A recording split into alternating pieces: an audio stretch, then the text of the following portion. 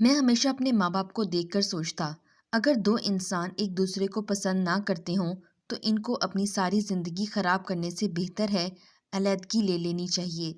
کم سے کم ان کی وجہ سے بچے جو کچی عمر میں ہوتے ہیں برا اثر تو نہ لیں، لیکن شاید ساری بات نصیبوں کی ہوتی ہے۔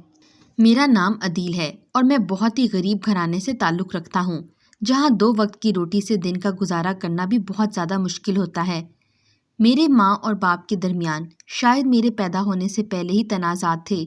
میں نے جب سے ہوش سنبھالا تھا کبھی بھی اپنے ماں باپ کو اچھی طرح سے بات کرتے ہوئے نہیں دیکھا تھا، حالانکہ ہماری ماں ایک بہت اچھی صابر و شاکر عورت تھی۔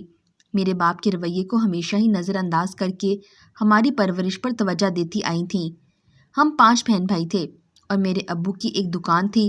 اس دکان سے کمائی گئی آدھی رقم تو دکان کے کرائے میں ہی نکل جاتی اور باقی جو گھر کے لیے بچتا اس میں آدھا مہینہ بھی بہت مشکل سے نکلتا تھا۔ اس طرح ہمارے گھر میں جھگڑے زیادہ ہوتے تھے۔ اوپر سے ہم 5 بہن بھائی تھے اور ہماری ایک بہن معذور بھی تھی۔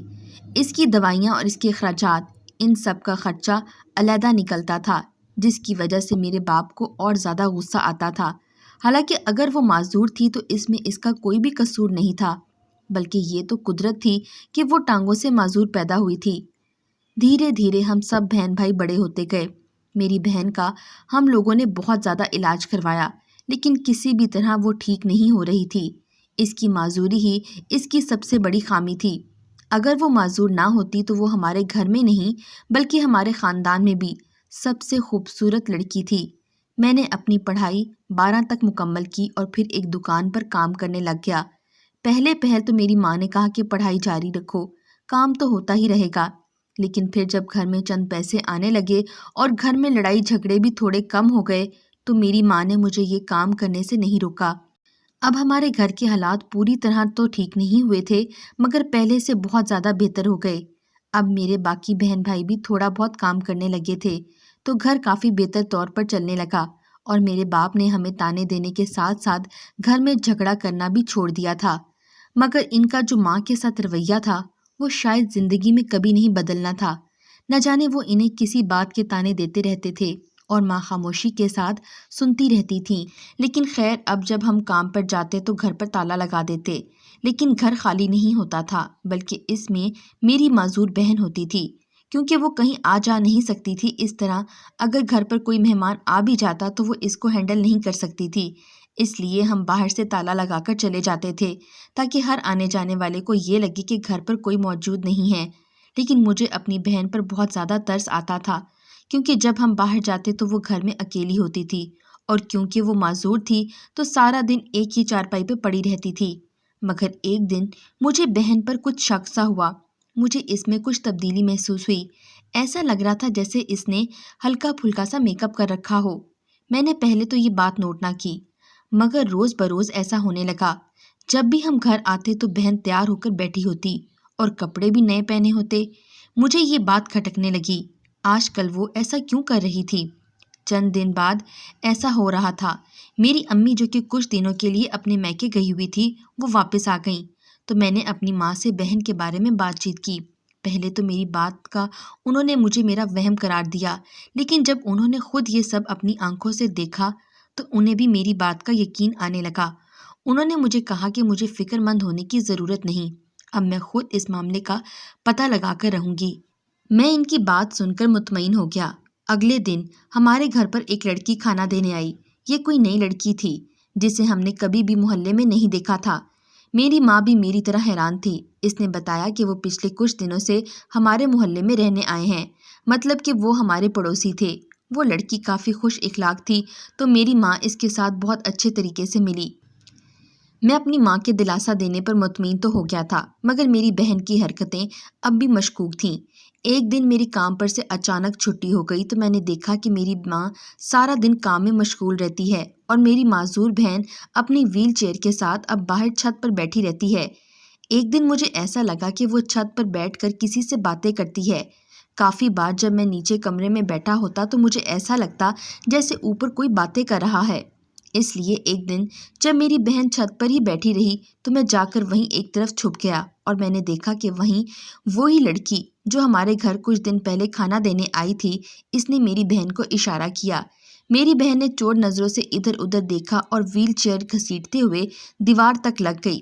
اتنی ہی دیر میں وہ لڑکی بھی دیوار پھلانگ کر میری بہن کے پاس آ چکی تھی اور پھر وہ دونوں دیوار کے پاس کھڑے ہو کر نہ جانے کون سی باتیں کرنے لگے۔ ان دونوں کی آواز بہت آہستہ تھی، جبکہ میرے خیال سے انہیں شاید شک ہو گیا تھا۔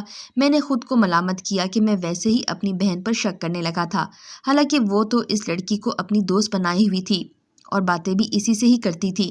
مگر اگلے ہی دن جب وہ لڑکی اپنے ماں باپ کے ساتھ میری اسی بہن کا رشتہ لے کر ہمارے گھر آئی تو میں حیران رہ گیا۔ میری ماں بھی حیرت سے کچھ دیر تک تو بول ہی نہ پائی۔ خیر، ہم نے ان کی عزت کرنے کے لیے ان کو مہمان خانے میں بٹھا لیا۔ وہاں سے ہمیں پتہ چلا کہ ان کا بیٹا ایک پڑھا لکھا ڈاکٹر ہے اور وہ اس کے لیے میری بہن کا ہاتھ مانگنا چاہتے ہیں۔ جب ہم نے اس لڑکے کی تصویر دیکھی تو حیرت کا پہاڑ ٹوٹ پڑا۔ وہ ایک خوبصورت نوجوان لڑکا تھا اور اس میں کہیں بھی ڈھونڈنے پر بھی ہمیں کوئی کمی نہیں مل رہی تھی۔ ایسا نہیں تھا کہ میری بہن خوبصورت نہیں تھی، میری بہن بھی بہت خوبصورت تھی، لیکن بس وہ ٹانگوں سے معذور تھی۔ ہم نے رسم کی طور پر اپنی بہن کو ان کے سامنے بٹھا دیا تاکہ وہ ایک بار پھر سے اسے دیکھ کر حامی بھر لیں، مگر ان سب نے مسکراتے ہوئے ہاں کر ڈالی۔ مگر ان عورتوں کے ساتھ ایک بھی مرد نہیں تھا۔ اس نے بولا کہ تمہاری یہ بہن بالکل ٹھیک ہو سکتی ہے، تم لوگ اس کا کسی اچھے ڈاکٹر سے علاج کرواؤ۔ ان کی بات سن کر اپنی بہن کے لیے ہمیں ایک امید بندھی۔ اگر واقعی ہماری بہن ٹھیک ہو سکتی تھی تو ہمیں اس کا علاج ضرور کروانا چاہیے تھا۔ وہ لوگ چلے گئے اور اب میں نے سوچ لیا تھا کہ میں اپنی بہن کا علاج کروا کر ہی رہوں گا۔ اگلے دن میں اسے شہر کے کسی اچھے ہسپتال میں لے کر گیا۔ وہاں میری بہن کو چیک کیا گیا تو ان لوگوں نے کوئی اچھی امید نہیں دلائی اور علاج بھی ہر مہینے 2 سے 3 لاکھ روپے کا بتایا، تو میں مایوس ہو کر واپس گھر آ گیا۔ مگر گھر آ کر دیکھا تو جیسے کوئی قیامت پیش آ گئی ہو۔ میری ماں نے رو رو کر برا حال کر رکھا تھا۔ میں ان کی حالت دیکھ کر دہل کر رہ گیا اور تب مجھے پتہ چلا کل وہ لوگ جو میری بہن کو اس قدر صفتیں کر رہے تھے، ان لوگوں نے گھر جاتے ہی میری بہن کو اپنے گھر کی بہو بنانے سے انکار کر دیا اور اسی وجہ سے میری ماں اس قدر شدید طریقے سے رو رہی تھی۔ دل تو میرا بھی بہت خراب ہوا، مگر میری بہن کی حالت ہم سب سے زیادہ خراب تھی۔ اس نے تو شاید بہت سارے خواب سجا لیے تھے جو ایک پل میں چکنا چور ہو گئے تھے۔ وہ بہت زیادہ رو رہی تھی اور ہم اپنی حالت کو نظر انداز کر کے اسے سنبھالنے لگ گئے۔ اور پھر میری ماں نے کہا اب وہ کسی بھی طرح اپنی بیٹی کا علاج کروا کر ہی رہے گی اور پھر اپنی بیٹی کی شادی دھوم دھام سے کرے گی۔ مجھے ان کی بات سن کر بہت دکھ ہوا۔ بھلے ہمارے حالات بہتر ہو گئے تھے مگر اتنے بھی بہتر نہیں ہوئے تھے کہ ہم ایک مہینے پر 3 سے 4 لاکھ کا خرچ کا علاج افورڈ کر سکیں۔ جب میری بہن کی حالت کچھ سنبھلی تو میں نے اپنی ماں سے اس بارے میں بات کی تو انہوں نے کہا مجھے فکر کرنے کی ضرورت نہیں ہے۔ وہ ایک ایسے انسان کو جانتی ہیں جو بہت اچھا ڈاکٹر اور حکمت بھی جانتا ہے اور کئی لڑکیوں اور مردوں نے اس سے علاج کروایا ہے، اور وہ بھی ایسے لوگ تھے جن کو ڈاکٹروں نے کہا تھا کہ وہ کبھی صحیح نہیں ہو سکتے۔ میری ماں کی بات سن کر مجھے کچھ ڈھارس سی ملی۔ اگلے دن میری ماں میری بہن کو لے کر ان کے پاس چلی گئی اور جب میری ماں واپس آئی تو اس کے چہرے پر ایک خوشی تھی اور اداسی بھی۔ ماں نے بتایا کہ ڈاکٹر نے بولا ہے ہماری بیٹی کے علاج کو بہت دیر ہو گئی ہے، وہ ٹھیک ہو بھی سکتی ہے اور نہیں بھی، یا شاید کبھی بھی نہ ہو۔ ان کی بات میں میرا دل دہل گیا، مگر اگلی بات سن کر مجھے کچھ سکون بھی ملا۔ انہوں نے میری ماں کو ایک طریقہ بتایا تھا جس کو کرنے کے بعد میری بہن کے پیروں میں جان آ جائے گی۔ یہ عمل ہمیں 3 ماہ تک کرنا ہوگا۔ اگر یہ عمل کرنے سے بھی ہماری بہن کے پیروں میں جان نہ آئی تو اس کا مطلب یہی ہے کہ شاید میری بہن کبھی ٹھیک نہیں ہو سکتی۔ اب میری ماں نے اس طریقے پر عمل کرنا شروع کر دیا۔ وہ روز میری بہن کی ٹانگوں پر تیل لگا کر ململ کا کپڑا لپیٹ دیتی اور دن میں بس کچھ وقت کے لیے ہی کھولتی۔ ان کو یہ عمل 3 ماہ تک کرنا تھا۔ میری بہن کو ٹھیک کرنے کے لیے وہ عمل روزانہ بلا ناغہ کرتی تھیں۔ میرا باپ آتے جاتے ہنکار بھرتا اور بولتا کہ یہ سب بھی ضائع ہی جائے گا۔ کل بھی اس پر ہم نے اپنا پیسہ ضائع کیا تھا اور آج بھی اس معذور پر ہمارا پیسہ ضائع ہی ہوگا۔ کبھی کبھی تو مجھے اپنے باپ پر بہت غصہ آتا، آخر ان کو اپنی اولاد کی فکر کیوں نہیں ہوتی۔ ایک دن میں کام سے جلدی گھر آ گیا تو وہاں مجھے اپنی بہن کے کمرے سے آوازیں آتی ہوئی سنائی دیں۔ وہاں وہ ماں سے کہہ رہی تھی کہ اسے چھت پر جانا ہے۔ میری ماں اسے منع کر رہی تھی کہ وہ باہر ہوا میں نہیں جا سکتی تھی، مگر میری بہن نے چھت پر جانے کی ضد باندھ رکھی تھی۔ میں نے اپنی بہن کو ڈانٹ کر چپ کروایا تو وہ رونے لگی اور بولنے لگی میں اچھی طرح جانتی ہوں کہ تم لوگ مجھے کبھی ٹھیک نہیں کرنا چاہتے۔ مجھے اس کی بات سن کر بہت زیادہ غصہ آیا۔ اس کو ٹھیک کرنے کے لیے ماں نے دن رات ایک کر رکھا تھا اور وہ بول رہی تھی کہ ہم اسے ٹھیک نہیں کرنا چاہتے۔ میری ماں نے مجھے ٹھنڈا رہنے کا بولا اور اسے چھت پر جانے کی اجازت دے دی۔ چھت سے آنے کے بعد وہ نارمل ہو گئی تھی۔ تم چھت پر کیوں گئی تھی؟ میں اپنی بہن کے کمرے میں گیا۔ اس نے بتایا کہ وہ اپنی دوست سے ملنے گئی تھی۔ مجھے اس کی بات پر یقین آیا۔ میں نے کہا تم ایسی دوست سے ملنے جا رہی ہو جس نے تمہیں سہانے خواب دکھا کر دھوکہ دے ڈالا۔ جب اس کے گھر والوں کو پتہ چلا کہ تم معذور ہو تو ایک پل کے لیے بھی تمہارے جذباتوں کے بارے میں نہیں سوچا اور منع کر دیا۔ میں نے پہلے بھی تمہیں سمجھانا چاہا تھا مگر پھر یہ سوچ کر خاموش ہو گیا اگر میری بہن خوش ہے تو مجھے بھلا کیا مسئلہ ہو سکتا ہے۔ مگر مجھے کیا پتا تھا کہ بات اس حد تک بگڑ جائے گی اور تم اپنی حالت کو نظر انداز کر کے ایسے خواب پالو گی۔ اس بات کی مجھے بالکل بھی امید نہ تھی۔ میں نے آج اپنے دل کی بھڑاس نکال ہی ڈالی تھی۔ میری بات سن کر وہ مجھے دیکھنے لگی اور کہا کہ آپ اتنا زیادہ اس لیے بول رہے ہیں کیونکہ آپ ابھی تک پوری سچائی سے واقف نہیں ہیں۔ جس دن آپ کو پورا سچ جان جائیں گے اس دن آپ بھی میرا ساتھ دیں گے۔ اس کی بات سن کر پہلے تو میں حیران رہ گیا، پھر میں نے یہ بات بھی اس کا پاگل پن سمجھ کر جھٹک دی۔ ماں میری شادی کے بارے میں سوچنے لگی تو میں نے اسے اپنی پسندیدگی کے بارے میں بتایا۔ انہوں نے حامی بھر کر رشتہ لے جانے کا بولا اور اگلے دن وہ رشتہ لے کر چلی بھی گئیں، مگر لڑکی والوں نے شادی کرنے سے منع کر دیا۔ یہ سن کر میں بہت زیادہ اداس ہو گیا، لیکن میں نے سارے فیصلے تقدیر پر چھوڑ دیے تھے کیونکہ میں نے جس کو پسند کیا تھا اس کے ساتھ جائز تعلق بنانا چاہا تھا۔ اگر وہ لوگ شادی نہیں کرنا چاہتے تھے تو میں زبردستی تو نہیں کر سکتا تھا۔ لیکن اگلے دن میری ماں اور باپ کے درمیان لڑائی ہوئی۔ لڑائی نے مجھے سکتے میں ڈال دیا۔ ہمیشہ کی طرح میری ماں رو رہی تھی اور میرا باپ چیخ رہا تھا، مگر اس بار میرے باپ کے لفظوں نے مجھے حیران کر دیا۔ وہ میری ماں سے بول رہے تھے کہ اگر تم نے اپنی محرومیوں کا بدلہ بچوں سے نکالنا بند نہ کیا تو میں تمہیں طلاق دے دوں گا، اور میری ماں رو رہی تھی اور کہہ رہی تھی کہ وہ بھی اپنے بچوں کا بھلا چاہتی ہے۔ آخر میرا باپ کس بارے میں بات کر رہا تھا؟ میری بہن کا علاج چلتے ہوئے مہینے سے بھی زیادہ ہو گیا تھا، مگر اس کی حالت میں ذرا بھی فرق نہیں پڑا تھا۔ ہم نے جو عزم کیا تھا کہ اپنی بہن کو ٹھیک کر کے اس کی شادی کریں گے، وہ عزم اب ٹوٹ گیا تھا۔ نہ اب وہ ٹھیک ہوگی اور نہ ہی کوئی اچھا رشتہ اس کے لیے آئے گا۔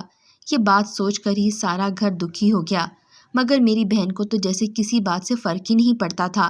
شاید اس نے افسانوی خوابوں میں جینا سیکھ لیا تھا، اس لیے آج وہ روزانہ ہلکا پھلکا سا میک اپ کر کے چھت پہ چلی جاتی تھی۔ ایک دن بازار جاتے ہوئے مجھے وہ لڑکی مل گئی جس کو میں پسند کرتا تھا۔ اس کو دیکھ کر مجھے وہ دن یاد آیا جب ماں نے آ کر بتایا کہ ان لوگوں نے رشتہ دینے سے فوراً منع کر دیا ہے۔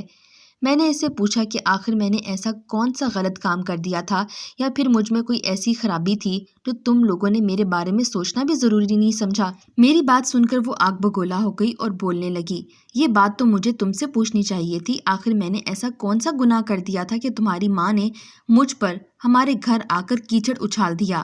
اگر تم نے مجھ سے شادی نہیں کرنی تھی تو یوں اپنی ماں کو ہمارے گھر بھیج کر میرے ساتھ ساتھ میرے گھر والوں کو ذلیل کروانے کی کیا ضرورت تھی؟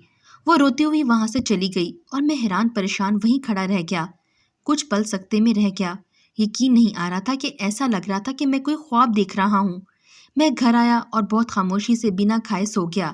رات کو میری ماں میرے پاس آئی اور بولی کہ میں نے کھانا نہیں کھایا تو میں کھانا کھا لوں۔ مجھے اپنی ماں پر بہت پیار آیا۔ مجھے سمجھ آ گیا تھا ضرور وہ لڑکی جھوٹ بول رہی ہے۔ میں نے اپنی ماں سے پوچھا ان لوگوں نے میرے ساتھ اپنی بیٹی کا رشتہ کرنے سے کیوں منع کر دیا؟ تو انہوں نے کہا ان لوگوں نے بولا آپ کا بیٹا کوئی بزنس نہیں کرتا اور زیادہ پڑھا لکھا بھی نہیں ہے، اکیلے گھر میں بھی نہیں رہتا، کسی اور بہن بھائی کی شادی بھی نہیں ہوئی، ان کی بیٹی آئے گی وہ کام کر کر کے ہی مر جائے گی۔ یہ بات سن کر مجھے حد سے زیادہ غصہ آیا اور میں خود کو کوسنے لگا۔ آخر میں نے اپنی ماں پر شک کرنے کے بارے میں سوچ بھی کیسے لیا؟ لیکن اگلے دن وہ مجھے ڈاکٹر مل گیا جس کا رشتہ لے کر میری بہن کی دوست آئی تھی اور اگلے دن منع بھی کر دیا۔ میں نے آگے بڑھ کر اس کا گریبان پکڑ لیا اور پوچھا کہ اگر تم لوگوں نے ایسا ہی کرنا تھا تو آج بھی میری بہن کو اپنے پیچھے لگا رکھا ہے۔ میری بات سن کر وہ الٹا مجھ پر غصہ کرنے لگا اور کہنے لگا اگر تم یہ سارے سوال کرنا چاہتے ہو تو جا کر اپنی ماں سے کرو۔ جانتے ہو تمہاری بہن ٹھیک ہو سکتی ہے لیکن تمہاری ماں اسے ٹھیک نہیں کرنا چاہتی۔ مجھے یہ بات سن کر بہت غصہ آیا۔ وہ بھی میری ماں پر الزام لگا رہا تھا۔ میں نے کہا کہ تم کون ہوتے ہو میری ماں پر یوں جھوٹے الزام لگانے والے؟ تو اس نے کہا، میں ایک ڈاکٹر ہوں اور مجھے جھوٹ بولنے کی ضرورت نہیں ہے اور نہ ہی تمہاری ماں پر الزام لگا رہا ہوں۔ اگر تم واقعی سچ جاننا چاہتے ہو تو جا کر اپنی ماں سے پوچھو، آخر وہ اپنی ہی اولاد کے ساتھ ایسا برتاؤ کیوں کر رہی ہے۔ وہ تو چلا گیا، مگر میں نے سوچ لیا تھا کہ آج میں اپنی ماں سے بات کر کے ہی رہوں گا۔ جب میں گھر گیا تو میری بہن کی میری ماں سے لڑائی ہو رہی تھی۔ مجھے دیکھ کر میری ماں میرے پاس آئی اور بولنے لگی، اب میں ہی اپنی بہن کو سمجھاؤں، نہ جانے اس لڑکے کے عشق کا کون سا بھوت اس کے سر پر سوار ہو گیا ہے، اب اس کو ہم سب لوگ غلط لگنے لگے ہیں۔ میں نے ان سے کہا، آپ یہ سب کیوں کر رہی ہیں؟ آپ نے اس لڑکے کے ساتھ میری بہن کا رشتہ کرنے سے منع کر دیا، آپ نے ہی اس لڑکی کے گھر جا کر بلا وجہ کا تماشا کیا۔ میری باتیں سن کر ہمارا باپ بھی آ گیا، اور جب اس نے یہ ساری باتیں سنی تو وہ دوبارہ میری ماں پر غصہ کرنا شروع کر دیا۔ میں نے ان سے کہا کہ آج آپ ان پر غصہ نہ کریں، بلکہ میں ان سے سوال کر رہا ہوں۔ میری ماں کچھ وقت کے لیے خاموش ہو گئی۔ میں نے کہا، ماں، اب آپ کو جھوٹ بولنے کی ضرورت نہیں ہے، میں بہت کچھ جان گیا ہوں۔ اس لڑکی نے مجھے سب سچ بتا دیا ہے کہ آپ ان کے گھر رشتہ لے جانے کی بجائے ان کا تماشا بنا کر آئی ہیں، اور جس لڑکی کا ہماری بہن کا رشتہ آیا تھا ان کو بھی آپ نے ہی منع کیا تھا، اور اب اس نے مجھے یہ بھی بتا دیا ہے کہ میری بہن ٹھیک ہو سکتی ہے، مگر آپ خود اسے ٹھیک نہیں کروانا چاہتی۔ میری ماں نے ہم سب کو سچ بتانا شروع کر دیا۔ انہوں نے کہا کہ وہ اپنے وقت میں خاندان کی سب سے خوبصورت لڑکی تھی، انہیں ایک لڑکے سے پیار ہو گیا، اس نے شادی کا وعدہ بھی کیا تھا، ہمارا رشتہ بھی طے ہو گیا، مگر شادی سے کچھ دن پہلے اس نے کسی اور لڑکی سے شادی کر لی جو کہ بہت زیادہ امیر تھی۔